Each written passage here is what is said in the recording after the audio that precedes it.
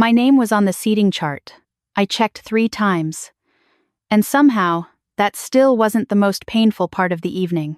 I found my seat at table 11, not table 1, where my parents sat with my brother Daniel and his new in-laws, not table 2, where the partners from his law firm laughed too loudly and clinked glasses every few minutes. Table 11, near the back wall, tucked beside a support column so wide it blocked my view of the head table entirely. I could see the floral centerpiece on my table, a water glass with a small smudge on the rim, and the back of a stranger's blazer. That was my view of my brother's wedding. I sat down, smoothed my dress, and told myself it didn't matter. I had been telling myself that for most of my life. My name is Sarah. I'm the older one, though you would never know it from the way our family operates. Daniel is 31. I'm 34. He became a corporate attorney at a firm in Boston, with a name that takes 12 seconds to say out loud. I became a field surgeon with the United States Army, 2 combat deployments. A commendation I keep in a drawer because no one ever asked to see it, and hands that have held pressure on wounds that would make most people pass out before they hit the floor. Daniel settled cases in conference rooms with catered lunches. I worked in forward operating bases where the electricity flickered and the supply lines sometimes didn't come through, and you made do. Our parents were proud of Daniel. I knew this not because they said it often, though they did. I knew it because of the silence on the other side, the way pride for him filled every room, and pride for me was something that occasionally got mentioned the way you mention good weather. Pleasant, unremarkable, quickly forgotten. Mom would say, "Sarah's doing well over there. She's very dedicated," with the same tone she used to describe a neighbor's new mailbox. Then she would turn to Daniel and say, "Tell them about the Hargrove settlement, Danny." And the room would lean in. I stopped going home for Christmas 3 years in a row because of deployments. The first year, no one called until the 27th. The second year, Mom sent a card that arrived in February. The third year, I was in a trauma bay on Christmas Eve, and I didn't think about it at all, which was maybe the most honest gift I ever gave myself. When Daniel got engaged to a woman named Claire, lovely, warm, a kindergarten teacher with a wide smile and a laugh you could hear from 2 rooms away, I was genuinely happy for him. I liked Claire. She was one of the few people in my family's orbit who asked me real questions. Not how are things over there with that vague discomfort people use when they don't want actual details. She asked what cases I found most technically difficult. She asked whether I'd ever considered reconstructive surgery after the military. She asked, and then she waited for the answer. I liked her very much. I got the wedding invitation 4 months before the date. It came to my APO address, which meant it had been sent early enough, which meant they hadn't forgotten me exactly. It was a Saturday in September at a resort in Newport, Rhode Island. The kind of venue that looks the way people imagine New England, looks white columns, slate gray water in the distance, manicured hedges, the smell of salt air and money. I put in my leave request the same day. I flew in from Fort Campbell the morning of the rehearsal dinner and drove a rental car to the resort. My parents were already there. Mom hugged me in the lobby, said I looked thin, then immediately turned to the concierge to ask about the dinner arrangements. Dad shook my hand. He did this every time we reunited after a deployment. A handshake, as though I were a colleague he respected in a professional context and had nothing further to say to. At the rehearsal dinner, I sat at the end of the family table. Daniel was at the center, Claire beside him, both of them luminous in the way people are when they are standing at the beginning of something. The toast order went, Dad, Claire's father, Daniel's best man from law school, Claire's maid of honor, Daniel himself. Then Daniel raised his glass to the room and said, "And of course to our families, who made us who we are." And that was the mention. That was my entry in the program. Our families. I drank my wine. I watched my brother laugh. I reminded myself I was here for him, and for Claire, and that I was a grown woman who had performed emergency surgery in a tent while mortar fire shook the ground 40 yards away, and I could certainly sit through a rehearsal dinner. The wedding the next day was beautiful in the way that expensive, well-organized things are beautiful. The ceremony was held in the resort's main hall. High ceilings, tall windows looking out at the water, flowers everywhere in cream and pale gold. I arrived early enough to find my seat. I found it on the chart near the entrance. Table 11. I walked back twice to double-check, thinking I had misread. I hadn't. I sat behind the column. To my left was a couple I'd never met, friends of Claire's parents from Connecticut. To my right was an older gentleman who introduced himself briefly, and then returned to looking at his program. Across from me was an empty chair that stayed empty through the ceremony. I could hear the music. I could see, at an angle, a sliver of the aisle if I leaned slightly left. When Daniel walked out, I saw his shoulder. When Claire appeared, I saw the edge of her veil. I sat with my hands in my lap and I looked at the back of the column, and I thought about a specific afternoon in my second deployment when a 22-year-old from rural Georgia was brought in with a femoral bleed, and I talked to him the entire time I worked, kept his eyes on mine, told him he was going to be fine, and he was. I thought about that because it was the opposite of this. That afternoon I had been necessary. I had been the only one in the room who could do what needed doing. Here I was, furniture. Here I was, a name on a list that someone had checked off. The ceremony ended. The room moved toward the cocktail hour on the terrace. I found the restroom, took 3 minutes to breathe, and came out ready to be pleasant. The cocktail hour was easier. Claire found me near the appetizer table and hugged me for a long time and said she was so glad I had made it. I told her she was breathtaking. I meant it. Daniel came over briefly, already pulled in 4 directions by guests who wanted his attention, and squeezed my arm and said, "Glad you're here, sis," and moved on. I stood near the railing and watched the water.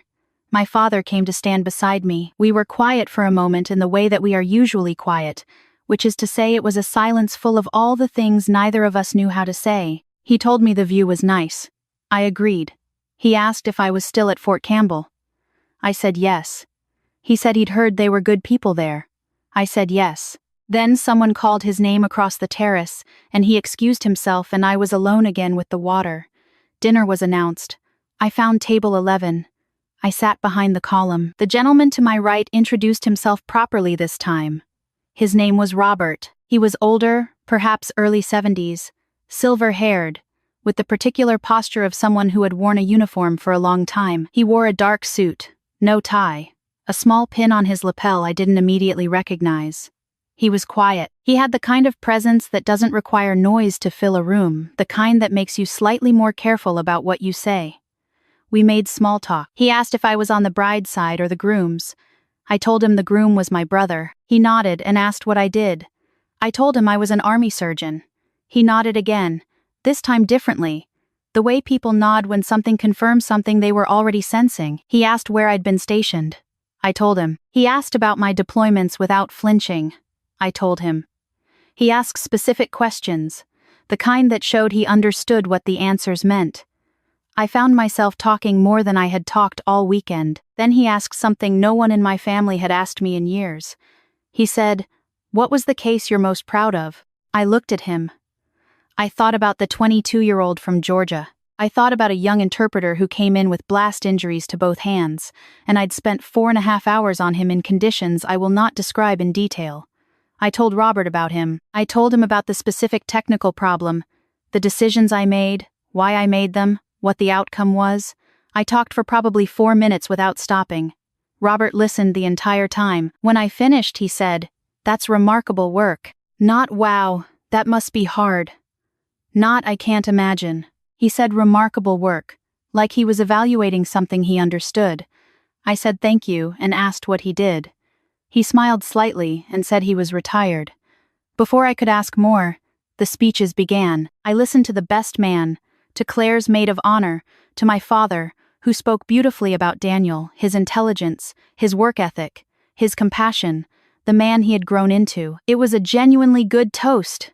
I clapped. I meant it. Daniel's own toast was warm and funny and full of love for Claire. When he finished, he thanked everyone at the head table by name. He thanked Claire's parents. He thanked the wedding party. He looked out at the room and said, "And my family for always being in my corner." He looked in the direction of table 11 and smiled.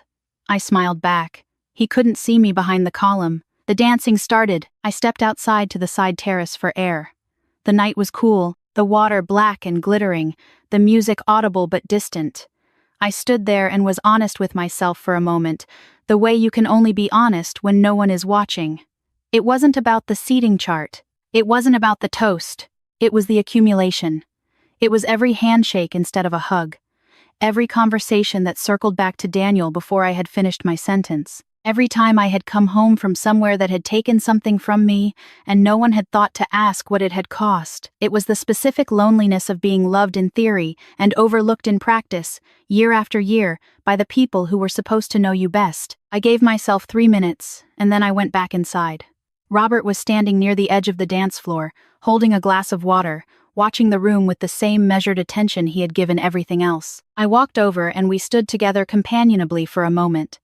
Then, Claire's father, a gregarious man named Tom who had been holding court all evening, spotted Robert from across the room. He crossed to us immediately, hand already extended, expression shifting into something closer to reverence than normal social warmth. "General," he said, "I didn't realize you were here. Claire didn't tell me this is an honor." Robert shook his hand with the same quiet evenness he'd shown all night, and said something brief and gracious. I looked at the pin on his lapel again. "General." I had been sitting beside a 2-star general for the past 90 minutes, asking him questions about his career, like I was making polite conversation at a neighborhood cookout. He caught my expression, and there was the smallest amount of amusement in his eyes. "You didn't know," he said. "I did not," I said. "He said he preferred it that way.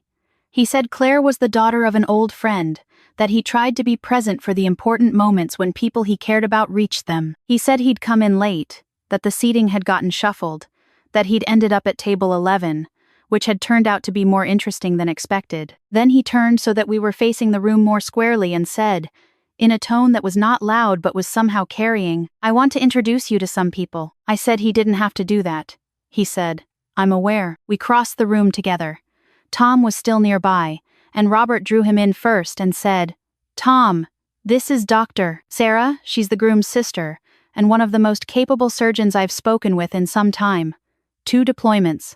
Commended service. You should know who she is." Tom looked at me with entirely new eyes. "You're Daniel's sister?" He stopped himself. "This is remarkable. Claire will want to hear this." We moved. Robert introduced me to the couple from Connecticut who had been at our table all evening without knowing who I was. He introduced me to the resort's owner, who turned out to be a veteran, who gripped my hand and said the army had saved his brother's life in Kandahar. He introduced me to the photographer, who asked if she could take a portrait, not a candid, a proper portrait before the night ended. Somewhere in the third introduction I noticed my father standing near the bar, watching. He had a drink in his hand. He wasn't drinking. He was very still.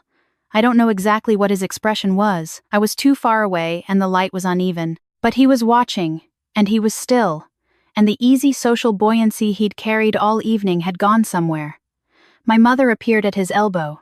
She said something to him. He didn't respond. Robert finished the introduction he was making, and then stepped slightly back, the way people do when they've accomplished what they came to accomplish. He said quietly, just to me, "You know you don't need this."